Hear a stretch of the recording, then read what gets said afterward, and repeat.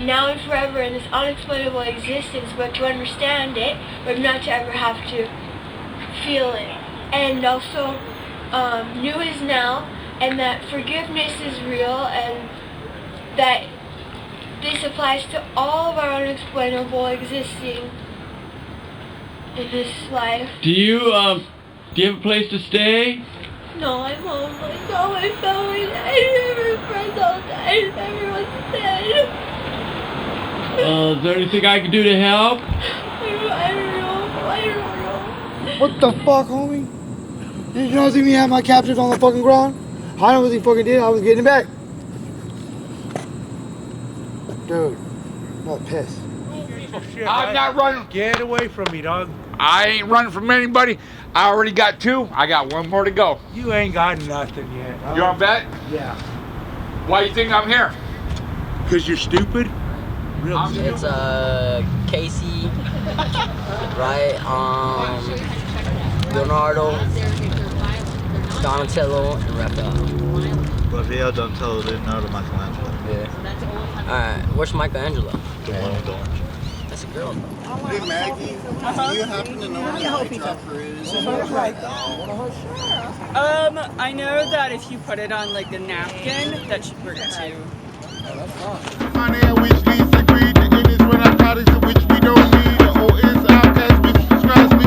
He is politicians who are crooked as can be. He was before us on try to deny it. Are you for the racist starts the damn night? What's up? Well over years. What's up, Charlie? I got to the point where they play Charlie's a houseless dog. Have a good night, Michelle.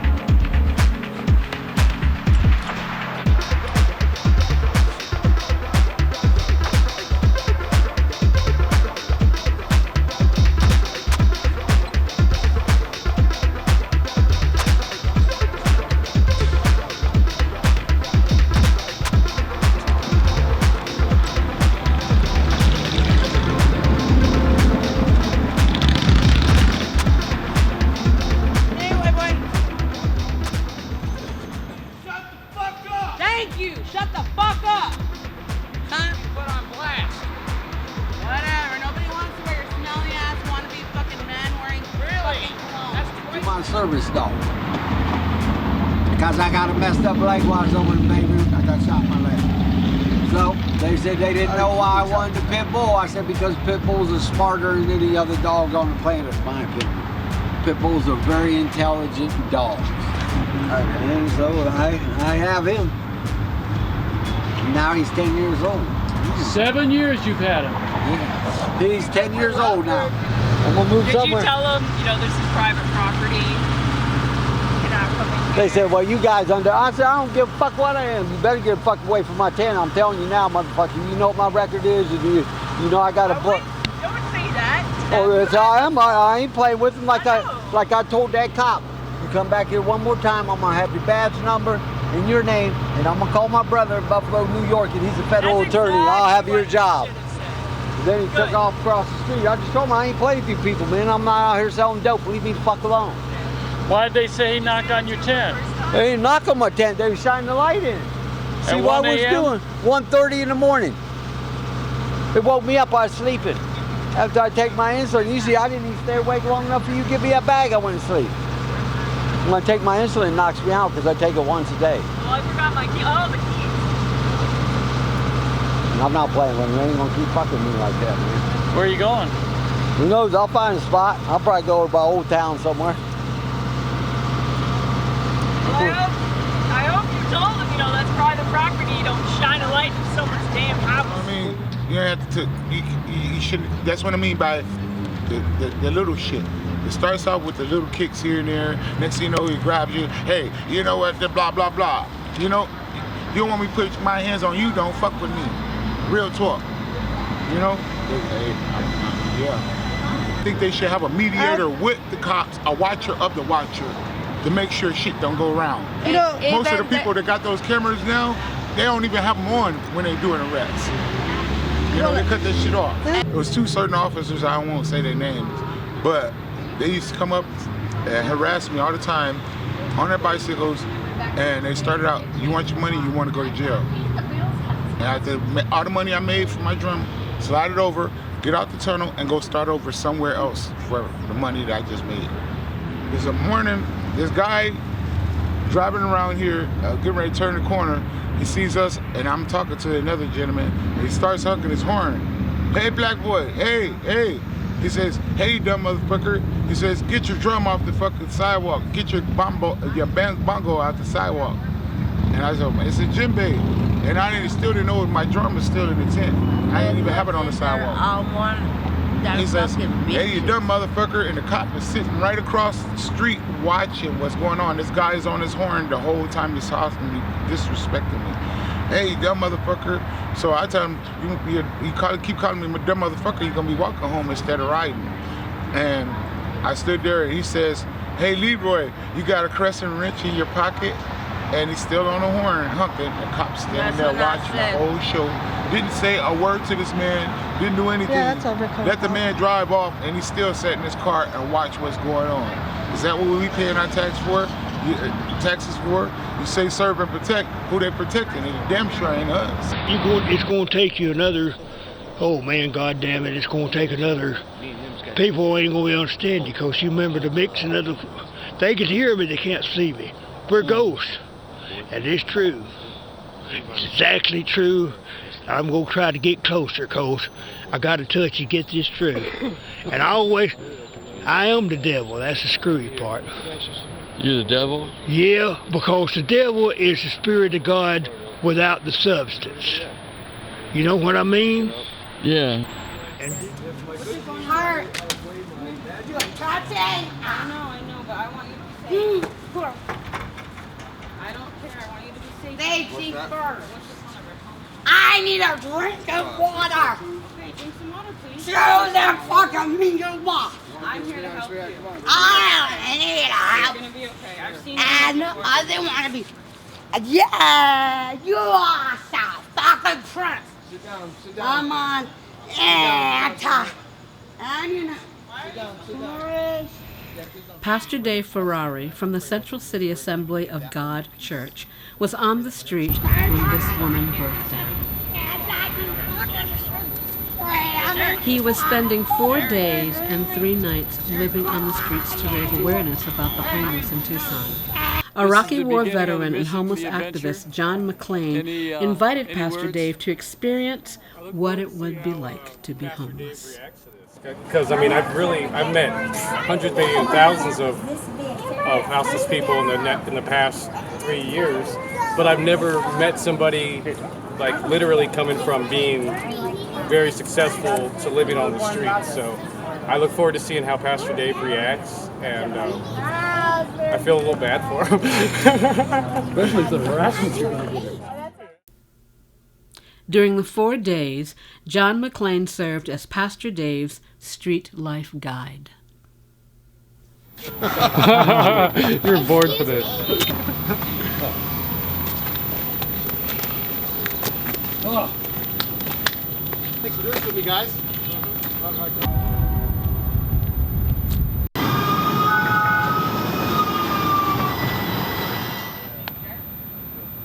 In the downtown area of Tucson, Pastor Dave experienced firsthand what it was like to be homeless.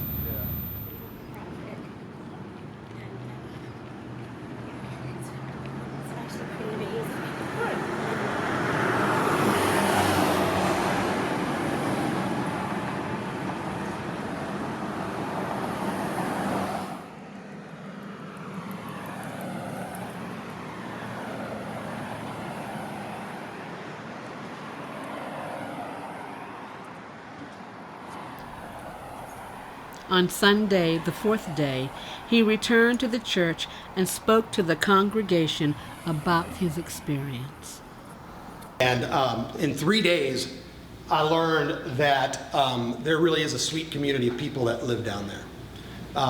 There's a group of thugs and there's a group of people that cause trouble, but most of them don't want any trouble. Most of them don't want to be seen as a nuisance. Most of them don't want to impede business down there. They're simply stuck in their situation. And in some cases, it's a situation that they choose. In other things, it's maybe a mental illness. After walking out of the church on Thursday, all the gimmick went away.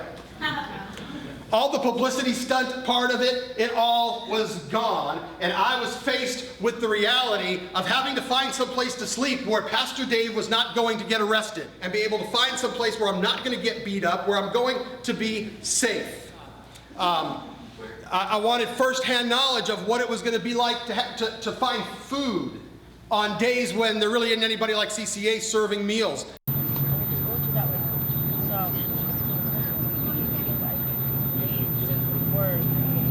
Oh yeah! Hey, let's move it up. We got it. Come on. Good morning, everybody. We got to plug it. Just hold it. Hey, we got to do homeless guy on the block. Come on, titanium lady. Hey, how are you? Good morning. Good morning. How you doing? Good morning, sir. Morning. How are you? Good morning. Good to see you. What's this? Good morning. Hello. Oh, divine master, grant that I may have so much sleep to be consoled as to console, to be understood as to understand, to be loved as to love. For it is in giving that we receive. It is in pardoning that we are pardoned. What's up after this? We're going to go back downtown, and Pastor Dave's going to meet with my attorney so I can explain him the legalities of where we can sleep. And then we're going to go to Costa Maria and get sack lunches, and then meet Brian Flagg.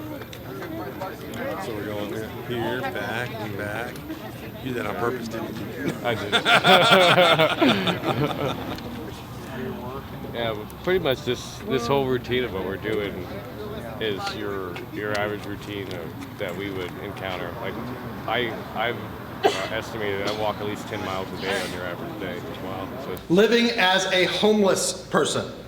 And I was out there to raise awareness, out there to raise funds. We're in the middle of a project to raise money for our men's and women's emergency low demand shelter.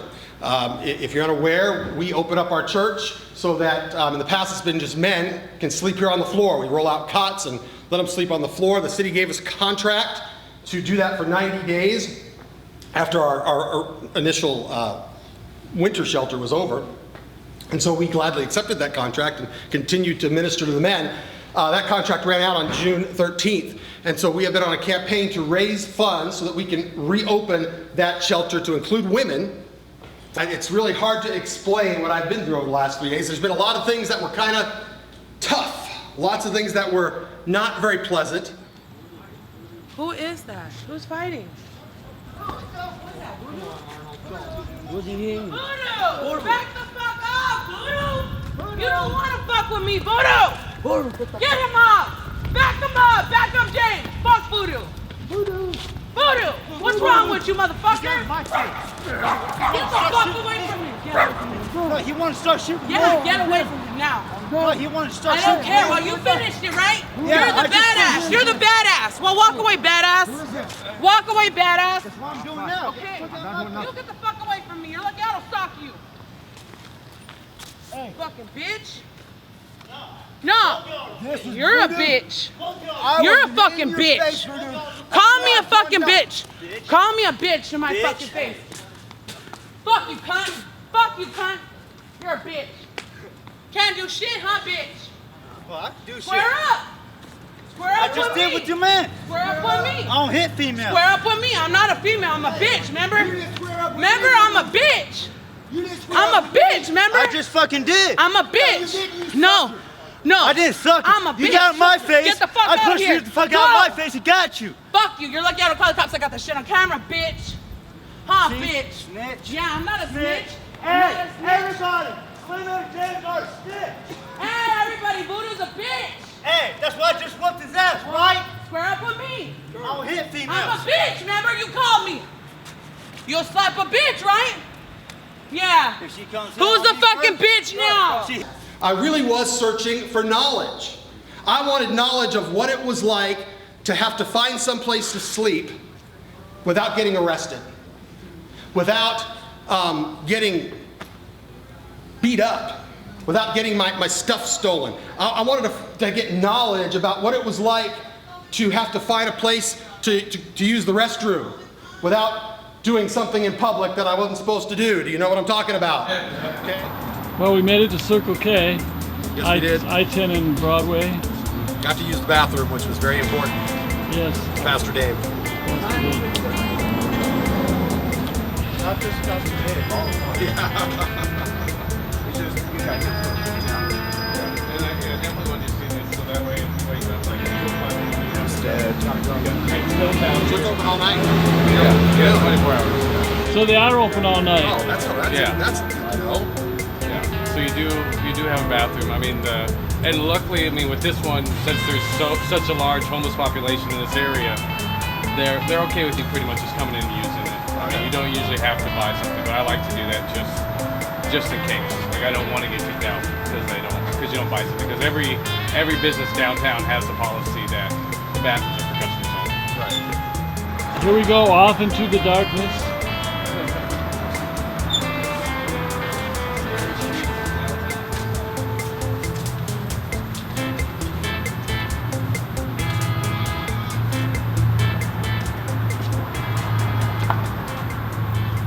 Lives. And let me tell you something, 3 days I just experienced, I don't think there's anybody that would choose to do this permanently.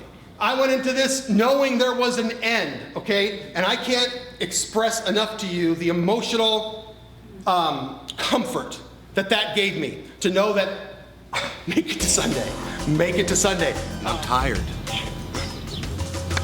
You know, it's probably the number one thing right now on morning of the second day is really this whole time reiterated the need for a safe place to sleep.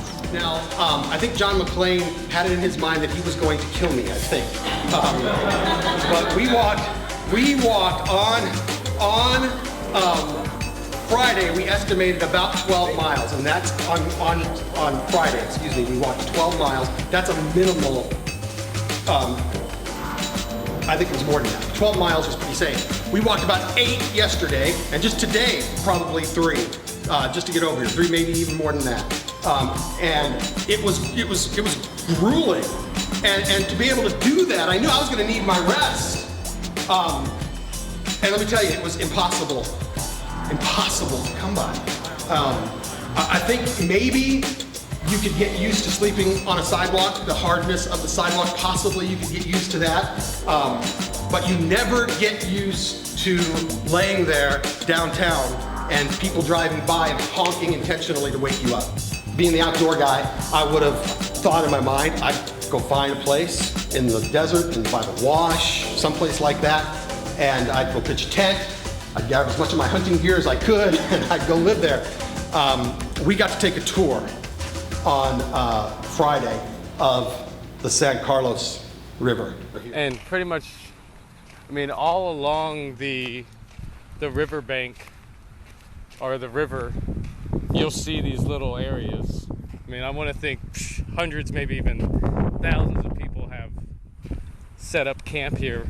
Now, would this be a fairly safe place?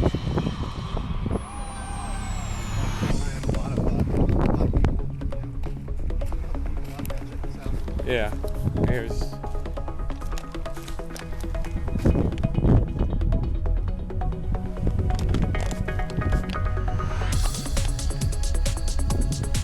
I mean, this is what we're trying to avoid.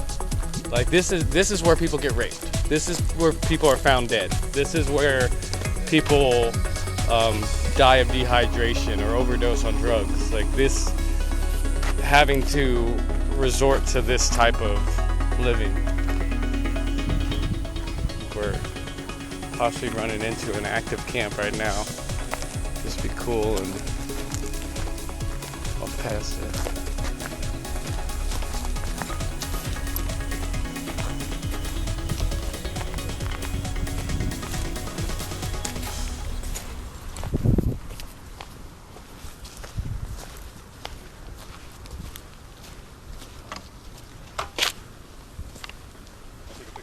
Yeah.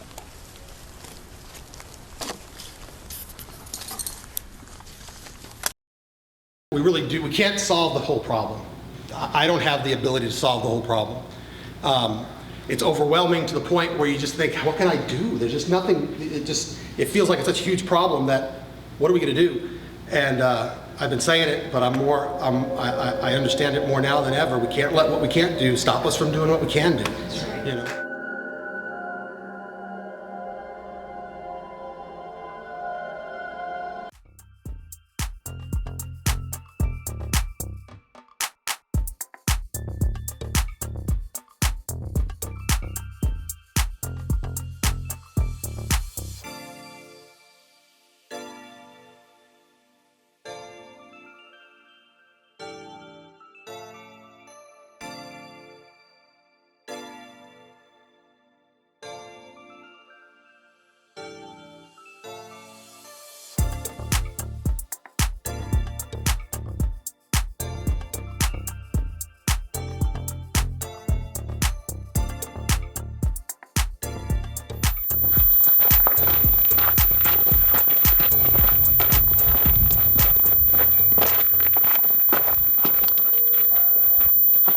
When I joined, it was 2 months after 9/11, so I had a pretty good understanding that I was joining to defend my country in some capacity. I was certainly really upset about, us being attacked, our country being attacked in any shape or form. So I had every intent when I joined to go to war.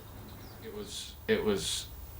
was able to take what was a rough situation and a lot of the damage that I was part of and the damage that happened to me in Iraq, and transition it to something productive here in civilian life, unlike a lot of veterans have done. A lot of veterans get jobs and they have families and that kind of stuff without too much issue after going to war, but there's a lot of us who don't. So this definitely will help me fill my passion bucket in addressing the core issues in my society and standing up for the citizens of the United States, just like my intent in joining the military.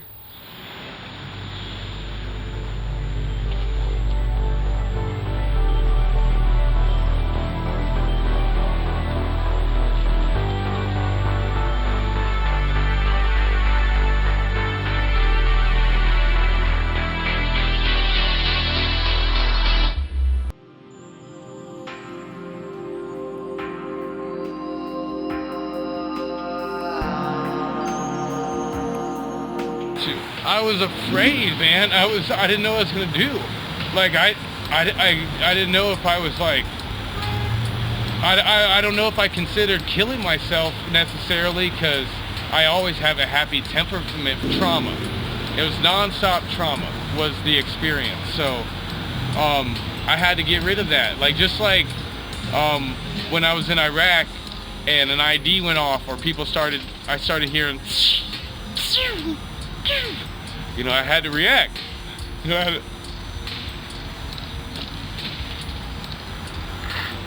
to just jump into action, So that's where it started. And just like in the military, I saw what I was good at. I saw where my strengths were, and I leaned in.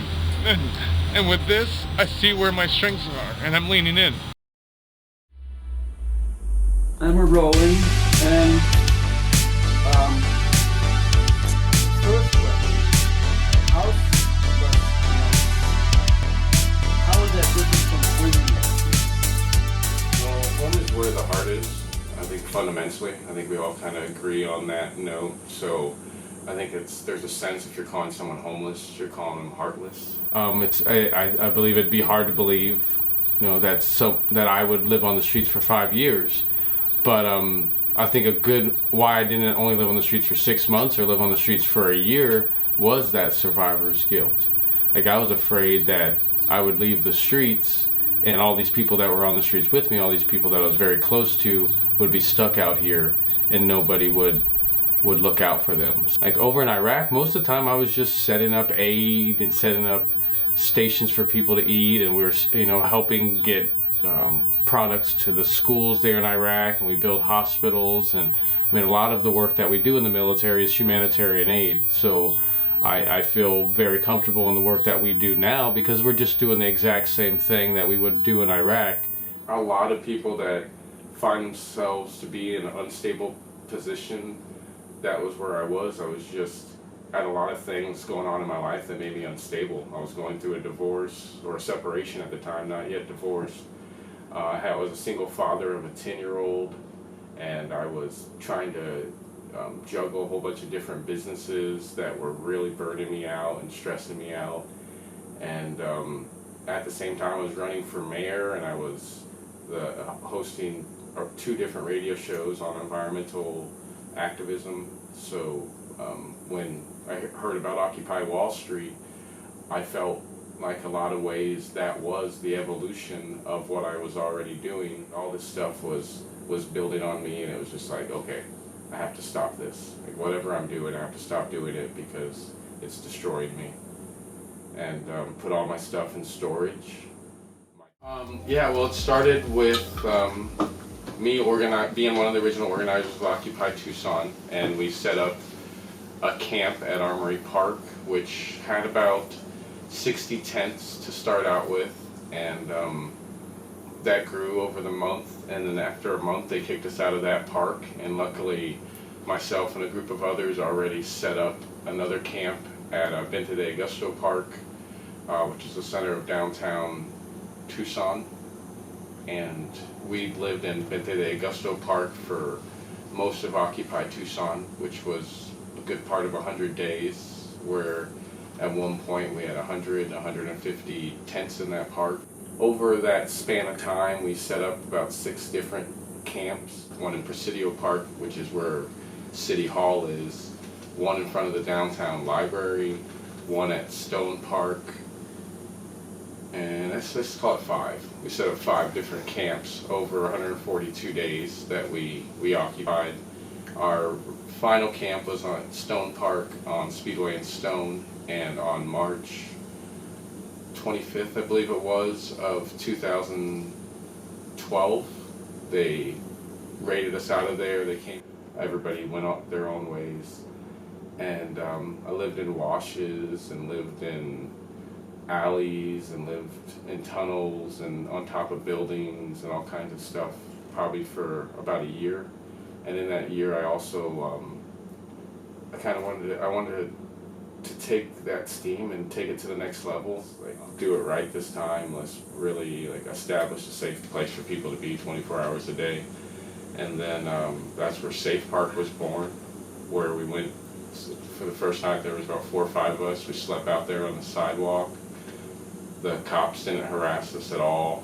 The next day I set up a tent during the day because that was kind of the idea. It was, we'd have some type of demonstration during the day to bring attention to the fact that there's not a safe place for people to be 24 hours a day. And I got arrested that day, near immediately, for setting up that tent. Was, okay, you can't set up the tent during the day, but you can be on the sidewalk 24 hours a day. So, and that was kind of my intent. I was using the tent as a smoke screen, making them think that that's what I really cared about, where all I really cared about was a place to be 24 hours a day. And so that went on for maybe 2 years, that we lived on the sidewalk 24 hours a day with just our sleeping bags and our bedroll, our backpacks, and our beverages. And we were in a lawsuit at the time that we eventually filed a preliminary injunction in that lawsuit to make it so they couldn't ostensibly we could have any property we wanted. They couldn't take our bedrolls or backpacks or anything from us anymore. There was no restrictions on what we were allowed to have.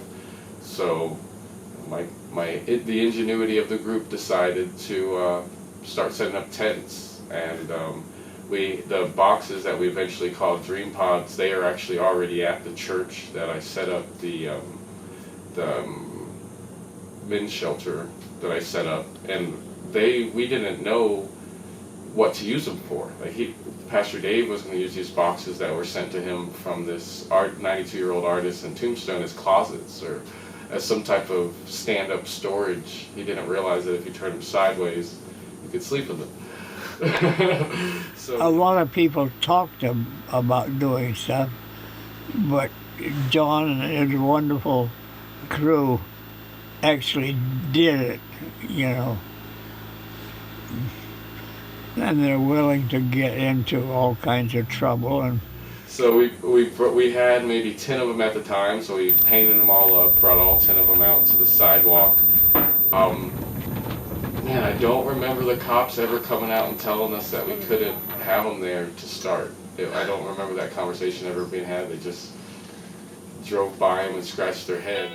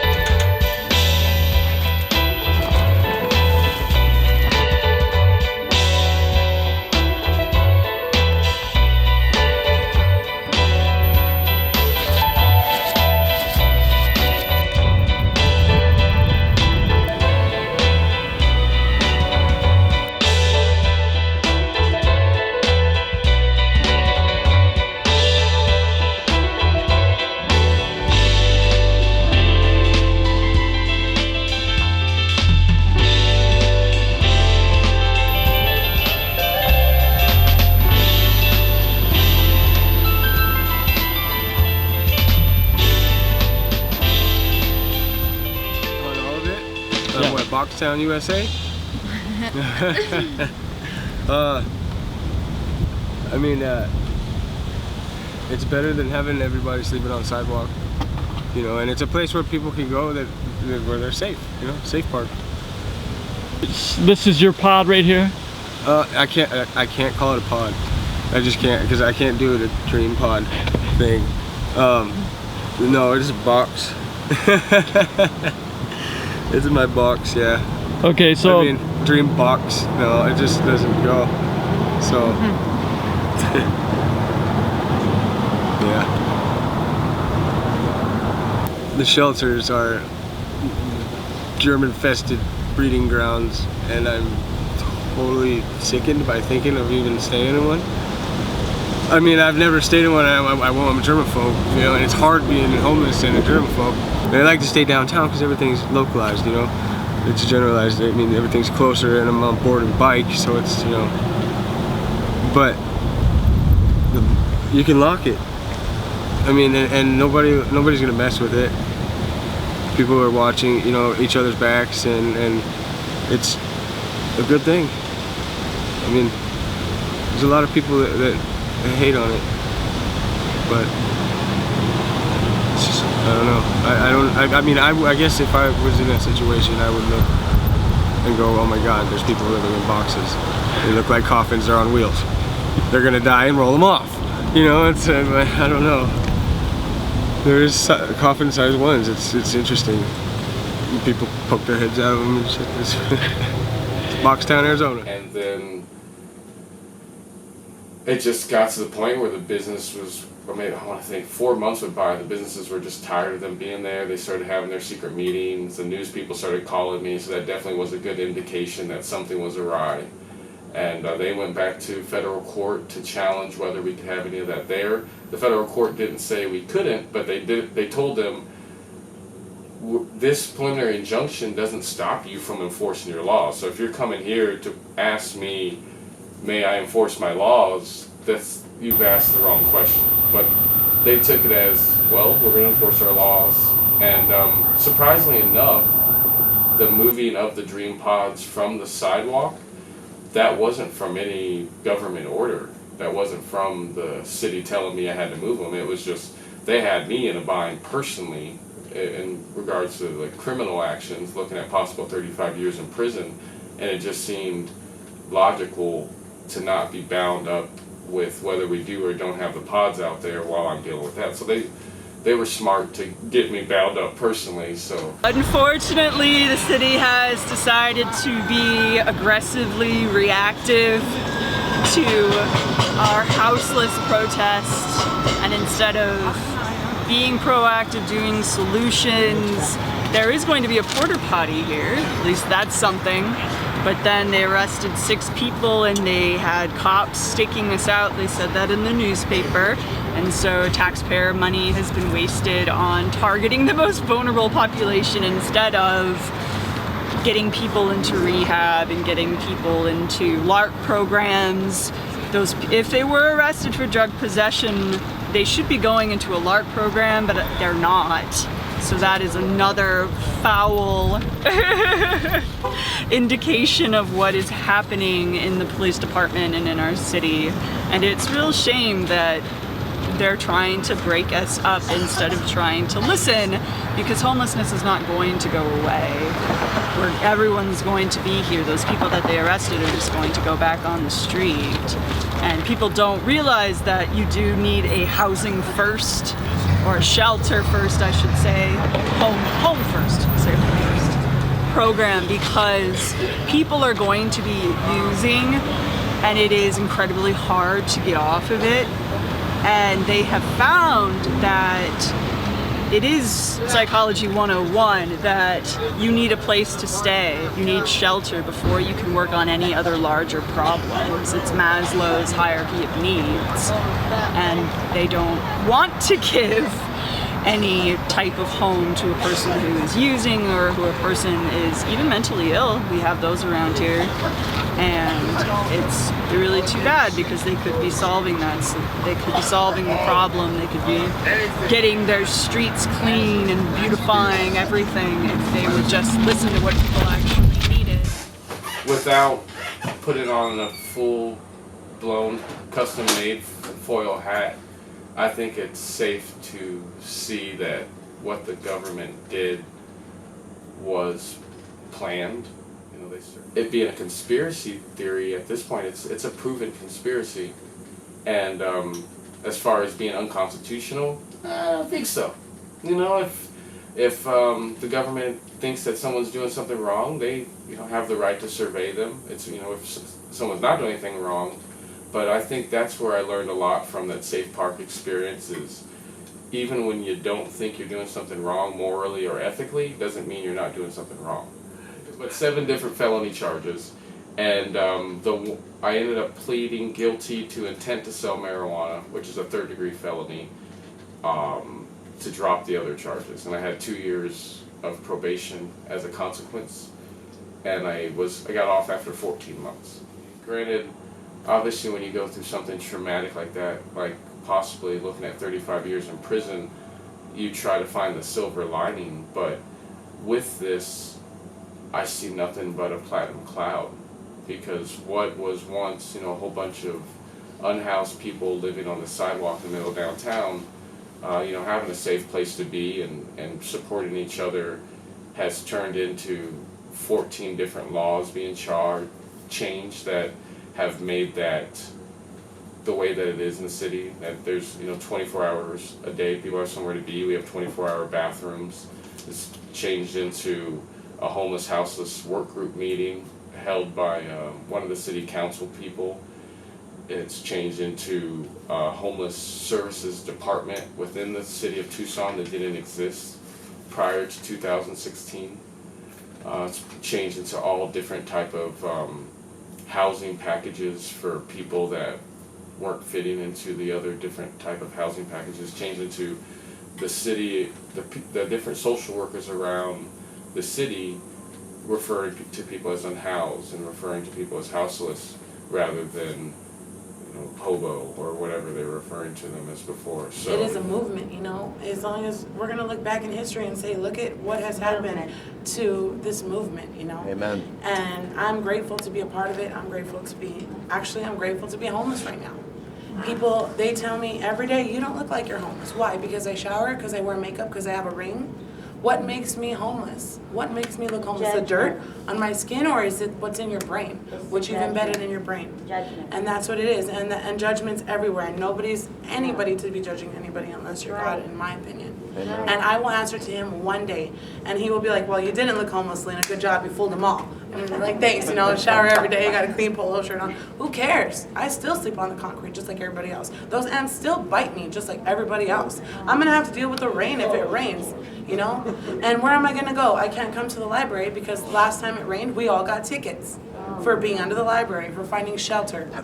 And that's the sad part. And as a homeless person, the biggest fight in my eyes and in my experience is the community. And not this community who's fighting for us, but the community who drives down the street, the community who honk their horns at 2 o'clock in the morning saying... I was done with living down on the sidewalk and what we were doing there. Like I was ready to move on, and I want to thank a lot of the people that were there with me, not from the beginning, but even for a while, they were ready to move on too. So Veteran Rescue Mission, was born out of that trip from Portland here. Pretty much as soon as I got back from Portland, I got online, filed it with the IRS as a 501c3 non-denominational Christian church, and got ordained. In that, I purchased this property in February of 2018 with the hopes to build a tiny house village for unhoused veterans. I wanted to build as many as 22 tiny houses on the property, but we'll see how that pans out. When we first moved here to the property, we've pretty much been running this program since we moved here. We've had unhoused vets staying here, and we went to the Pima County Review Board to discuss with them what we want to do, all the different infrastructures. We had more or less a development plan for them, letting them know exactly what we wanted to build, what infrastructure we're taking in, what we want to put in. And they told us, you can't do any of that on this type of land. You can either do it on TR zoning, C1 zoning, or C2 zoning. And then at the end, I told them I disagree. We're going to be moving forward with the project. Started contacting one of the groups that we're planning on hosting an event with here. It was the Catalina Ward Church of Jesus Christ of Latter-day Saints, telling them that they had all kinds of we had all kinds of problems here and that they shouldn't be involved, but thankfully they still did it. And we started with our first 2 tiny houses getting built that day, and a whole bunch of gravel was put in. We're here to just love on others, I think we're overprivileged. They're human beings just like any of the rest of us, and I think people forget that, so. Would you like a cookie? Yeah. This county attorney sent me a letter saying that the zoning department has been doing these investigations. This is what they have found, which is we have one too many trailers on the property, which it was here when we bought the property, so obviously we should be grandfathered in, but we have one too many trailers on the property. These tiny houses, all we're allowed to use them for is storage whatsoever. This is only to be operated as a 2-family property, and we have a cargo container that we didn't give them a development plan to tell them that they would be there, and there's 2 vehicles that are inoperable that are mobile homes that we also plan on turning into tiny houses. We already had the lawsuit ready and the preliminary injunction to hold or stay any allegations that they may make. So it was at July 9th. 10 days later we went, filed a lawsuit, had a press conference, and I want to think if anything it kind of charged us up. It was such a bad political move on their part, because it gives us energy, gives all of our supporters energy. Anybody who didn't know about us, they know about us now. They're definitely, it seems from the comments online, they support us. And it just looks so bad for the Pima County government that they can't just come to a church group that's helping veterans and work with them to best help those veterans, or get me up to code, or help me however they would need to help me so I can continue to help veterans, not just say, you have 1 month to meet these demands or we're going to charge you $750 a day to carry out your program. So they're treating me how they would treat anybody else, and I'm not in code. I got a complaint from one of my neighbors, and they're enforcing that. So, and it's fair, and that's fair. I can get that. I love law. I love the rule of law and like people doing what they're supposed to do. But obviously, with me, I've been an activist in some capacity in this city, in this area for 8 years. I know that, one, they know me, and they have a particular opinion about me. The behind the door conversations that I'm hearing from my friends that are insiders is I'm polarizing, I'm not good for politics, and they don't want to be involved if I'm involved. So it seems like the Pima County government, they don't want to come and speak to me about how we can work this out because it's bad for politics to speak to me. And then now that we filed a lawsuit, it seems like it's fighting time. Or, I mean, even when they sent us the letter, it was fighting time. I mean, they pushed us. They picked the fight. So now we'll fight. So I'd hope that we have a veteran rescue mission in at least Tucson, Denver, and Portland. Please. Pleasure to meet you. What's your name, Pastor John McClain. Pastor? Yes, sir. Are we having a difficulty in moving along today, or? I'm not having any difficulty because we're not going to be moving along. That's an interesting philosophy. I know. You know you're in violation of the camping ban? I know that we believe that the camping ban is null and void because it's Community for Nonviolence versus Watts or Clark versus Community for Nonviolence. And those are both the controlling Supreme Court cases of what we're doing. Okay, well, it hasn't been overturned in Denver. So it's a Denver ban. It's a law.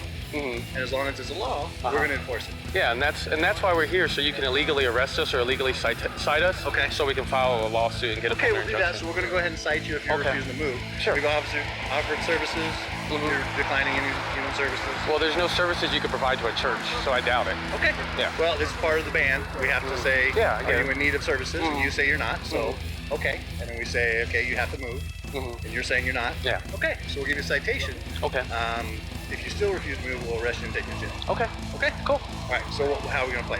Citation and you're gonna move, or you're gonna? We're going to jail. Okay. I'm going to jail at least. This is the church's property, and I came here so you can take me to jail. Okay. We'll do that. Okay. So we'll get the citation.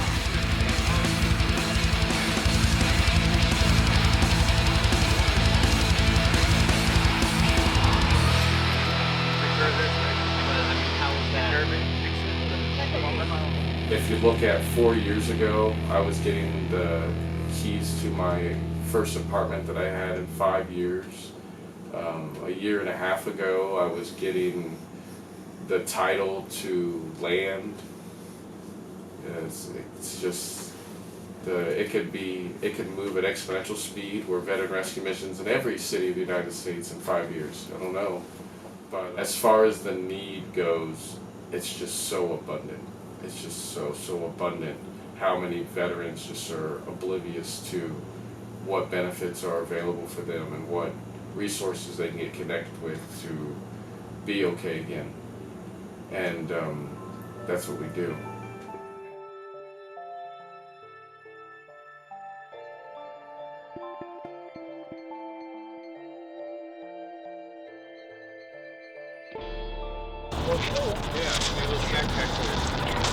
I'm going to build this corner. You guys going back that way? Yeah. I'll just meet you up that way. Well, then you got it ready. You know what, guys? I want out of this town so bad. Yeah. Let me explain something.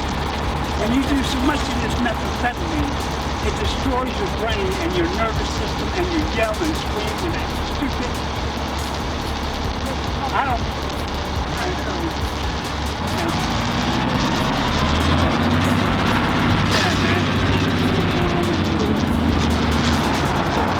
Y'all, thank you, man. Thank you. Yeah, actually, he's a Navy vet.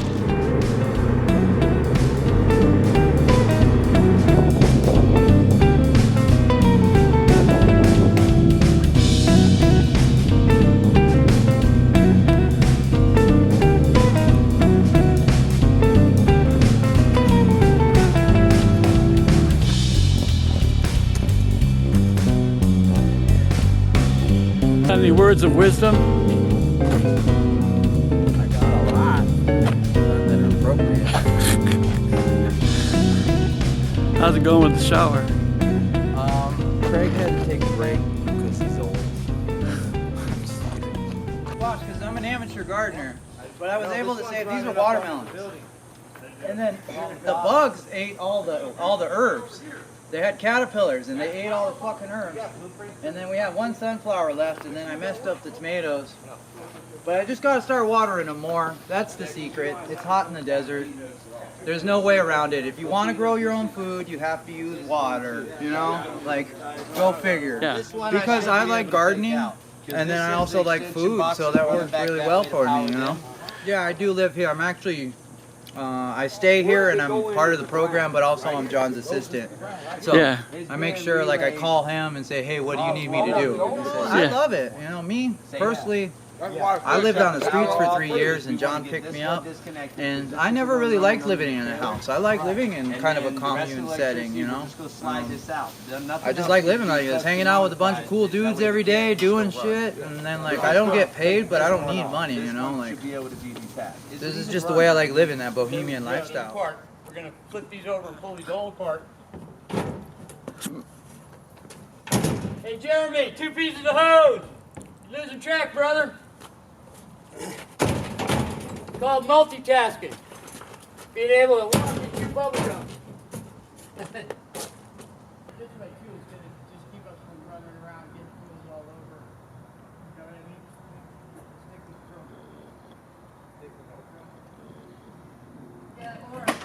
Or Wendy Williams.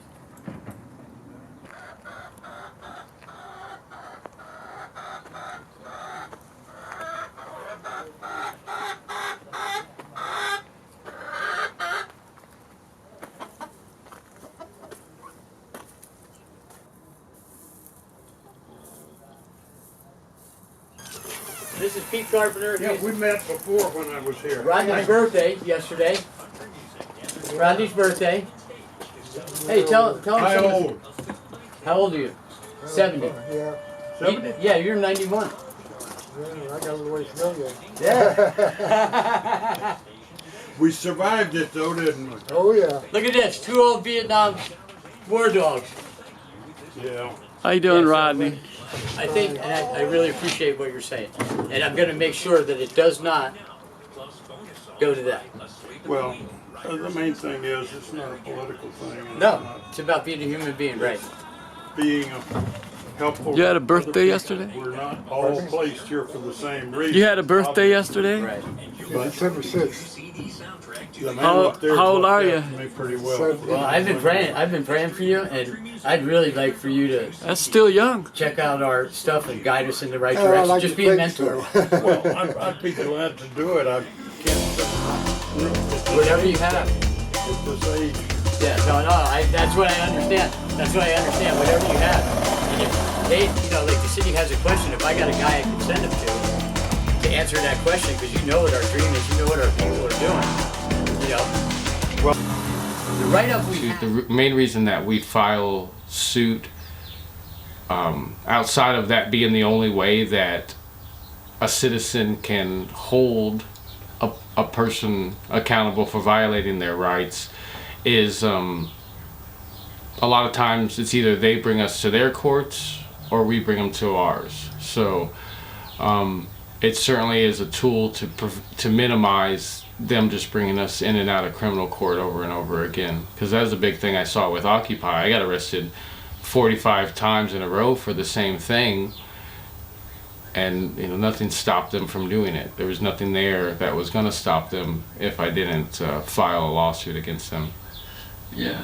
I try to change the system to work for the people, and which you guys is what, did, yeah. You did which a safe is what the originators of this country wanted citizens to do. When they saw their government messing up, they wanted them to attempt to change the system through the proper channels. If that didn't work, then the next step. How many laws did you guys change? Yeah. How many laws did you guys change in State Park? Okay, now 3 that I feel made the biggest difference was the city government changed its policy concerning how it dealt with homeless people. I think that mental health is the mental health team was for. They also changed I sued them for arresting homeless people simply for being homeless. They changed that. Now they don't do that. They bring services. Teams. Yeah, You you know got what the I mixed mean? team, the mental health. They yeah. changed a lot of stuff based on what we did. Some of the things that I wanted them to change that you probably wanted them to change too, they didn't change. Like they still got a law that allows them to fuck with you if you're outside. And they shouldn't. It shouldn't be illegal for a human to be outside anytime. That should not be illegal.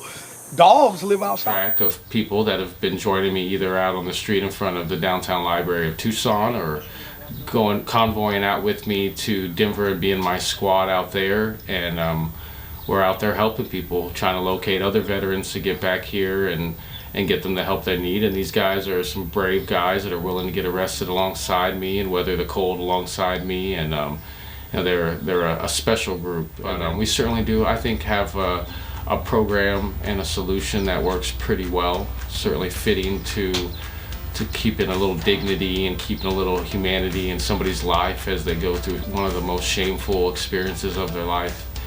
And but I try not to take dominion over anybody's existence here because I don't know what's best for them. I don't know what makes them happy, and I don't know what their skills are. So I just try to leave enough space that they can discover that, but be close enough that they know that someone's here. You're definitely here.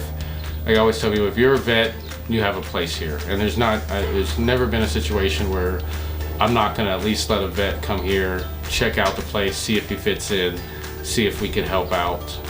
Once the first month is technically a probationary period, so after the month they'll sign what is a participation agreement, which lets them know our basic rules, which are pretty much no drugs and alcohol on the property, no stealing, no violence, just being respectful to the people on the property.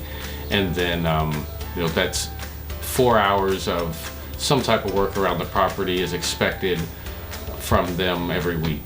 So it's kind of real. They certainly having experienced what the shelters have to offer, at least from what people say or from people that I know that work in the shelters. I just didn't want to be one of those shelters that you have to show me your ID to get in. I'm gonna breathalyze you every time you come in. I'm gonna pick through your backpack. I'm gonna go through your living quarters when you're not away, or even worse, that you don't even got a space that you can kind of call your own in the meantime. I didn't want to be one of those.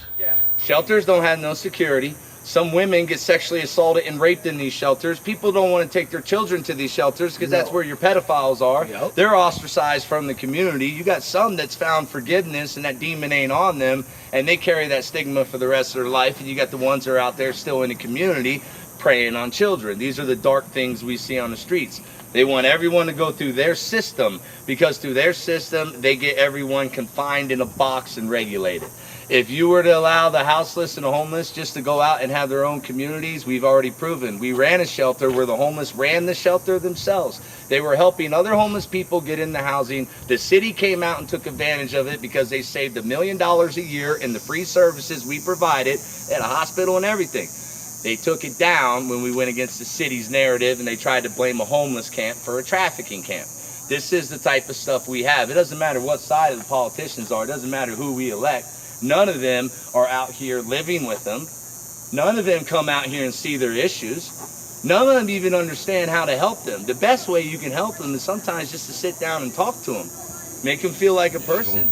I mean, I think for so many years, ever since the 80s, we've just been dumping more and more money into our shelter systems and hoping that they'd work. They'd be like, we only have 500 shelter beds, we need 1,000, and then make 5,000, and 5,000 isn't enough. So it seems like they just haven't come to the realization that they need new solutions. And anybody that's bringing new solutions is fighting in contrary to this age-old idea that they think they've figured out. So I think that's either that or they're lying to themselves and us. And they do realize how big the problem is, which most social service I work with, they get it. So I can imagine how the ones that employ them don't. Big thing that I've learned over all this is just how slow the cogs of politics work, which is deathly frustrating to the rest of the population because we're literally dying. But nonetheless, that's the speed that the cogs of politics work.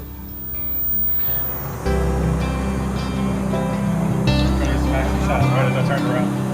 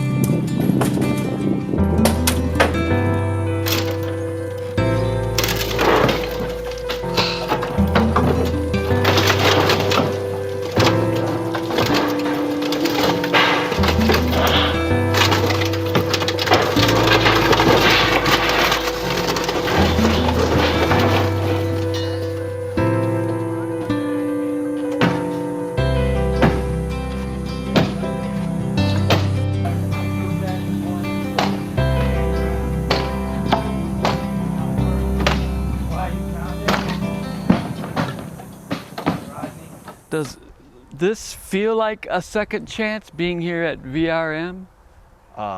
Definitely for me, because I don't think that anybody in life ever really prepares for failure in that regard. Like, what do you do when you hit the bottom or when you get into some situation that you don't know how to get out of? So society kind of kicks you to the wayside when really all you need is just a small bit of help, you know, and it makes the biggest difference. At least that's the way it was for me. Just a little bit of support, a minuscule amount financially, but just, you know, emotionally, or, you know, to get back into society. And already within the year, I've done fairly well for myself. I suffered a lot of trauma, and I still suffer from some PTSD from just being on the streets. And also drug addiction didn't help.